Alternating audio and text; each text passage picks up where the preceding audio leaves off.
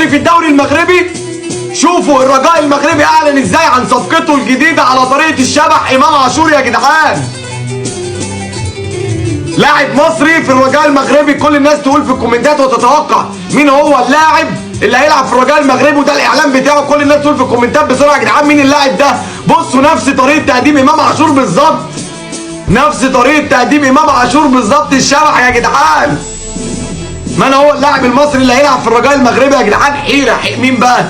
مين بقى؟ الاعلان جامد بصراحه، الاعلان جامد. مين هو؟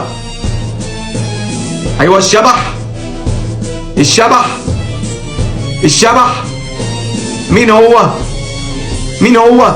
مين هو اللاعب المصري اللي هيلعب في الرجاء المغربي وده الاعلان بتاعه؟ كل الناس في الكومنتات عمرو ورده. عمرو ورده في الرجاء المغربي يا جدعان رسميا. ده ايه الجمدان ده يا جدعان؟